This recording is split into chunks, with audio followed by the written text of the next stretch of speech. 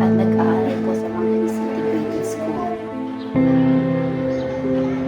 Kahit po mahirap ay nag-aaral pa rin ako para makapagtapos. Minsan po ay hindi ko kayang ipagsabay-sabay ang mga gawain na ipinapagawa nila sa aming paaralan. Mayroon pong mga araw na puyat at halos wala ng tulog dahil sa mga gawain yun. At meron po yung mga araw na napag-isip ko na huminto na lang sa pag-aaral at tumulong na lang muna sa aking mga magulang. Ngunit pinag-isipan ko muna ang aking magiging desisyon. At alam kong kung makapagtatapos ako sa pag-aaral, ay makakamit ko ang aking mga pangarap at mabibigyan ko ng marangal na buhay ang aking pamilya.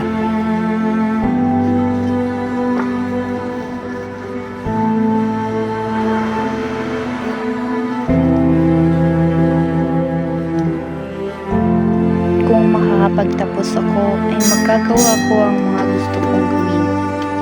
Makakamit ko ang aking hinahangad sa buhay. Mararanasan ko ang buhay na aking inaasam. Matutulungan ko ang aking mga kapatid sa pag-aaral at ganun din sa aking mga magulang.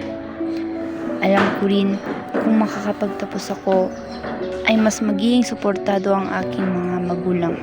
Ito po ang aking dahilan kung bakit di ko ginawang huminto muna sa pag-aaral.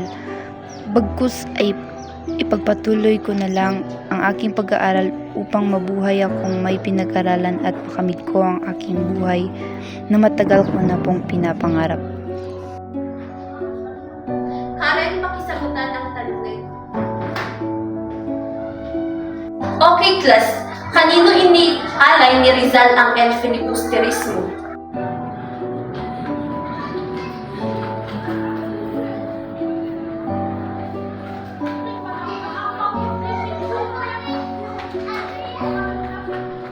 Sino ang Bumbulsa? Sina Gomez, Burgos at Zamora kaya tinaguriang Bumbulsa. Okay, tama ang iyong sagot. Maupo ka na, Karen.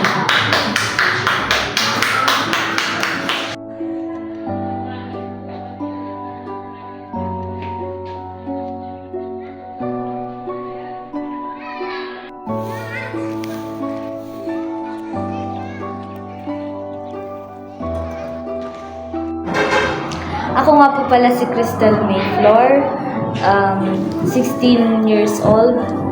Nakatira po ako sa Uludan, Ampukaw, Itagon, Benguet. At ngayon nag-aaral po ako dito sa Manganis Integrated School. Noon po ay muntikan na po akong mag-drop mula sa pag-aaral sapagkat pressure at halos pinababayaan na lang nila ako. Dahil doon ay nalulungpo ako sa pagbibisyo, tulad ng pag-iinom. Noon po ay wala akong balak gumawa ng kahit anong bisyo, ngunit dahil sa kawalan ng suporta ng aking pamilya at naimpluwensyahan ako ng aking mga maling barkada mula sa pag-iinom. Ilang buwan ding nalulung ako sa pag-iinom at minsan ay halos hindi na ako umuwi sa bahay. Dahil nga sa wala namang pake sa akin at walang suportang aking mga kapamilya, hindi ko naranasan ang suportang inaasam ko mula sa aking mga magulang. Ngunit lumipas ang buwan na nalulung ako sa bisyo ay tinigil ko ang pagbibisyo at mag-aral na lang muna ako ng mabuti. Dahil alam ko kung ipagpapatuloy ko ang pagbibisyo ay walang mapatutunguhan ang aking buhay. Kaya mas pinagtuunan ko ng pansin ang aking pag-aaral upang makamit ko ang aking pangarap. At gusto ko ring makamit ang buhay na matagal ko nang inaasam. Batid ko ring kung mag-aaral pa ako ng mabuti ay bibigyang pansin rin ako ng aking mga